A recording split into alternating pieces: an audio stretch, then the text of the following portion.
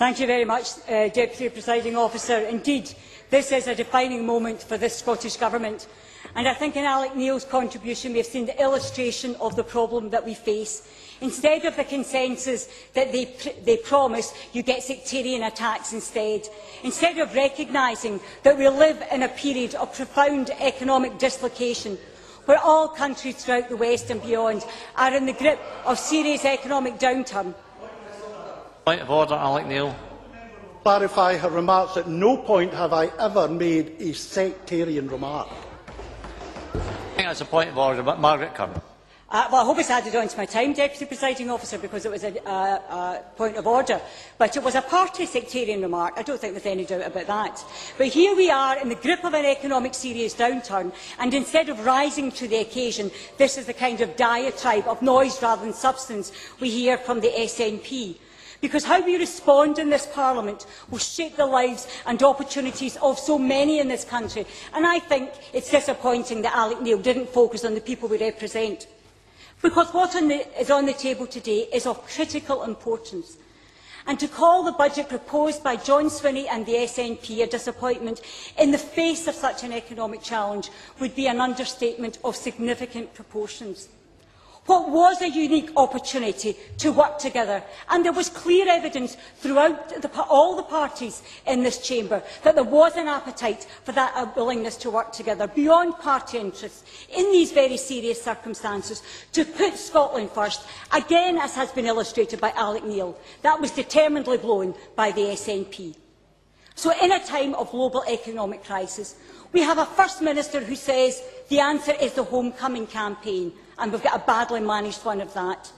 People are worried about their jobs and their housing and their families.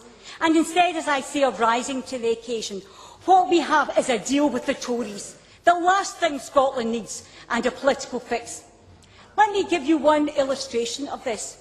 And please don't insult my intelligence by somehow telling me that all of a sudden you are persuaded of the needs of Edinburgh, all of a sudden. We all know that if Margaret MacDonald was the MSP for Echo Feckin, then John Swinney would be standing up here today proposing a fund for Echo Feckin. Now, I admire Margaret. I admire Margaret.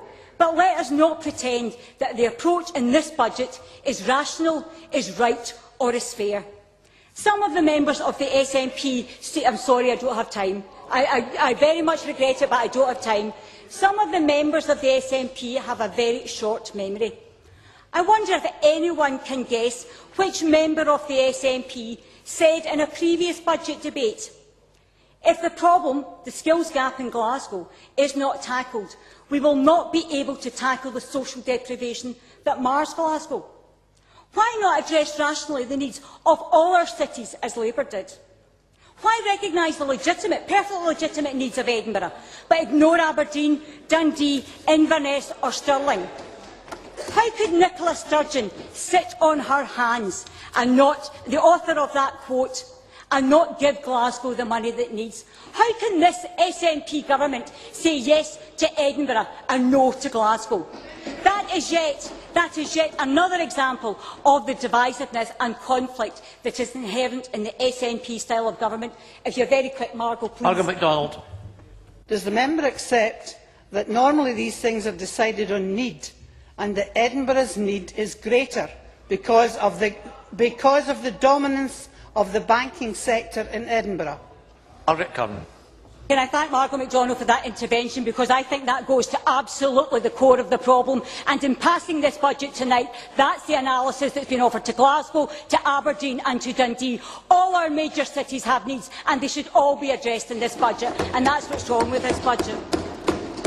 So let me say, Presiding Officer, what could have been a budget for jobs is a partnership with the Tories. What could have been a budget for frontline services is a package of cuts. What could have been a budget to meet social and economic needs is a political fix. What a profound waste this budget has been. But let me, Presiding Officer, close on one controversial note. I actually think Derek Brownlee made a very good speech, a very revealing speech this afternoon. Because what he hit a fundamental truth. Because what he told this chamber this afternoon is that this is a Conservative budget, and as such, that's why Labour will not vote for it.